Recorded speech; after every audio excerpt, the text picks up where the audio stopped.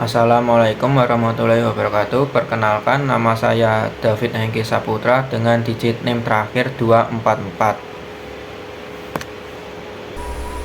Baik, di sini saya akan menjelaskan soal UAS probabilitas statistika. Soal nomor 1. Sebuah perusahaan ingin mengevaluasi apakah rata-rata waktu yang dihabiskan karyawan untuk menyelesaikan sebuah tugas tertentu berbeda dari standar perusahaan, yaitu 8 jam per tugas. Berikut adalah data waktu yang dihabiskan oleh 15 karyawan untuk menyelesaikan tugas tersebut. Dengan tingkat signifikan A sama dengan 0,05, lakukan pengujian hipotesis menggunakan teknik uji statistik yang tepat. Tentukan A hipotesis 0, H 0, dan hipotesis alternatif. B. Hitung nilai rata-rata sampel dan standar deviasi sampel. C. Hitung nilai uji T. Gambarkan grafik lonceng di mana titik kritis berada. D. Interpretasikan hasil. Penjelasan teori. One sample test adalah uji statistik yang digunakan untuk menentukan apakah rata-rata dari suatu sampel berbeda secara signifikan dari nilai rata-rata yang dihipotesiskan. Biasanya, nilai rata-rata populasi atau nilai standar yang telah ditentukan untuk sampel tes biasanya digunakan untuk kurang dari 30. Uji ini digunakan ketika kita ingin mengetahui apakah rata-rata suatu sampel berdata sesuai dengan nilai yang diharapkan atau standar.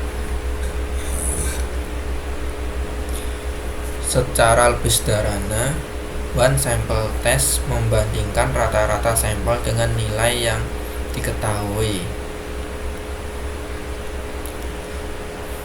Selanjutnya, langkah-langkah penyelesaian. Yang pertama, menentukan hipotesis H0 union 8, rata-rata tugas 8 jam. HA union tidak sama dengan 8. Ini adalah uji dua arah untuk mengetahui apakah rata-rata lebih tinggi atau lebih rendah dari standar.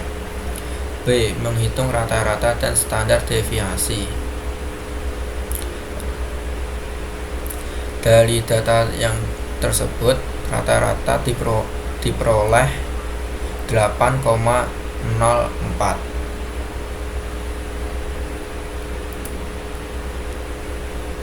Selanjutnya, menghitung standar deviasi. Rumusnya akar sigma dalam kurung xi min x min rata-rata dalam kurung kuadrat per n min 1 sama dengan, dan diperoleh hasil 0,2849. Selanjutnya, C. Menghitung nilai T dengan rumus rata-rata dikurangi unions per standar deviasi per akar n, dan diperoleh nilai T 0,544. Selanjutnya, bandingkan dengan T tabel. T hitung sama dengan 0,554, T tabel sama dengan 2,545. Karena T hitung lebih besar daripada T tabel, maka gagal menolak H0. Menggunakan nilai 2,145 karena ini adalah uji dua arah. DF sama dengan 14, A sama dengan 0,05, sehingga A sama dengan 0,025. Pada uji dua arah, daerah kritis berada di kedua ujung distribusi.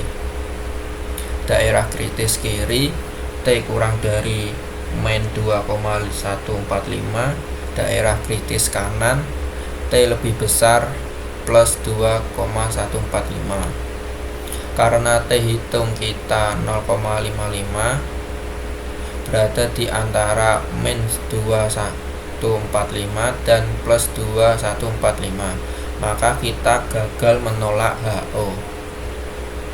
Selanjutnya kita interpretasi hasil. Nilai T hitung berada di dalam area penerima. Karena T hitung 0,555 kurang dari T kritis 2,145, gagal menolak H0. Kesimpulannya, dengan tingkat signifikansi 5%, tidak ada bukti yang cukup untuk menunjukkan bahwa rata-rata penyelesaian tugas tidak berbeda secara signifikan dari standar perusahaan 8 jam.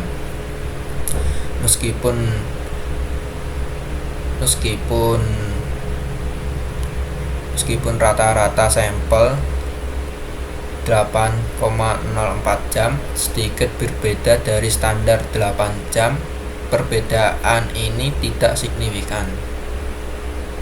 Selanjutnya kita ke soal nomor 2. Seorang petani ingin mengetahui apakah jumlah pupuk yang digunakan memengaruhi hasil produksi padi. Berikut adalah data penggunaan pupuk dan hasil produksi padi dalam 12 lahan percobaan. A. Tentukan persamaan regresi linear untuk memodelkan antara jumlah pupuk dan produksi padi. Interpretasikan hasil regresi. B. Gambarkan grafik yang menunjukkan hasil pengamatan tersebut. C. Prediksikan hasil produksi padi jika petani menggunakan 22 kg pupuk. Penjelasan teori. Linear regression adalah teknik analisis statistik yang digunakan untuk memodelkan hubungan antara dua variabel atau lebih. Tujuan dari regresi linear adalah untuk menemukan garis lurus yang paling cocok dengan data yang ada, yang dapat digunakan untuk memprediksi nilai variabel dependen berdasarkan variabel independen. Kegunaan regresi linear: melihat pola atau bentuk hubungan X dan Y, melakukan prediksi, mengestimasi atau menduga dari pola. Regresi linear akan membentuk sebuah grafik di mana terdiri dari dua bagian, yaitu X dan Y. Y adalah variabel bebas atau independen atau variabel yang memengaruhi. Y adalah variabel terikat atau dependen atau variabel yang diprediksi.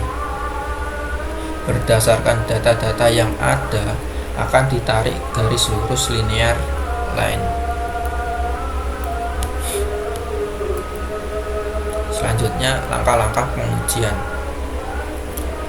Pertama, kita menghitung rata-rata dari data yang ada. Dari data yang ada, kita memperoleh rata-rata 20.417 dan rata-rata Y kita memperoleh 5.267. Selanjutnya menghitung nilai B. B sama dengan 12 dikali 1485,0 min 245 dikali 63,2 per 12 dikali 6367 dikurangi 245 kuadrat dan diperoleh hasil 0,1427.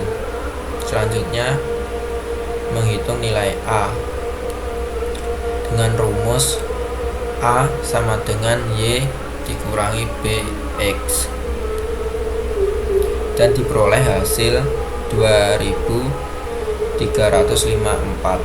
Jadi persamaan regresi yang benar adalah Y sama dengan 2354 ditambah 0,1427X. Selanjutnya kita interpretasikan berdasarkan persamaan Y sama dengan 2354 ditambah 0,1427X dapat diartikan bahwa skor rata-rata penggunaan pupuk satuan maka akan meningkatkan produksi padi sebesar 0,1427 pada konstanta 2354. Selanjutnya kita mencari grafik. Caranya kita pergi ke Excel, terus kita blok X dan Y nya, terus kita pergi ke insert, kita pilih charts, kita pilih grafik yang ini, dan inilah gambar grafik diagram scatternya. Terus kita lanjut lagi ke pembahasan. Selanjutnya kita mencari